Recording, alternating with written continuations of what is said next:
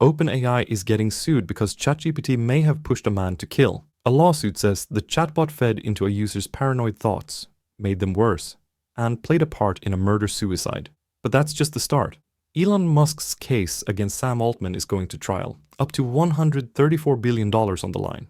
The Trump team just moved to shut down state AI laws across the country. America quietly made it easier for China to get powerful AI chips. And Anthropic just made developers furious by blocking access to their best tools. Together, these stories show a pattern, and it should worry you. Let's start with the lawsuit that hits hardest. A man had a history of paranoid thoughts. He used ChatGPT a lot. The lawsuit says the chatbot didn't just answer his questions. It reflected his fears back at him, made them feel more real, supported them until he believed his delusions were true.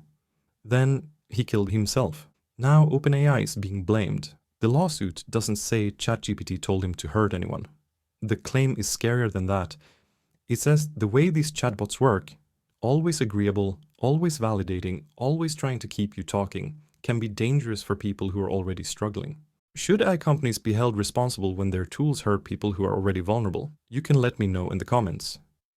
And speaking of courtroom battles, there's another one this week that could shake up everything. Elon Musk's fight with OpenAI just went from Twitter drama to real court battle. A judge ruled this week that Musk's lawsuit against Sam Altman and Microsoft is going to trial, maybe as soon as April 2026, and Musk wants up to $134 billion. Here's what Musk is saying. OpenAI promised to be a non-profit. They said they'd build AI safely for everyone's benefit. He gave them money because of that promise. Then they flipped, became a for-profit company, partnered with Microsoft, and made certain people, especially Sam Altman, very, very rich. Musk says he was tricked. He's calling it fraud. Altman's side calls this harassment. They say Musk left years ago because he wanted control and didn't get it. They say he's a competitor now with his own AI company.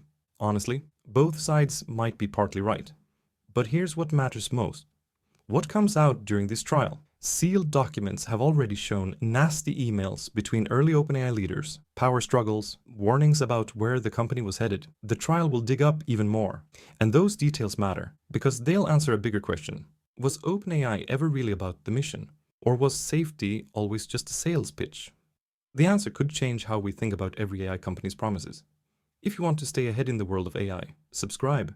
We break down the biggest stories every day so you don't have to dig through the noise yourself. And speaking of promises, the government just showed us exactly where its priorities are. The Trump team just made something very clear this week.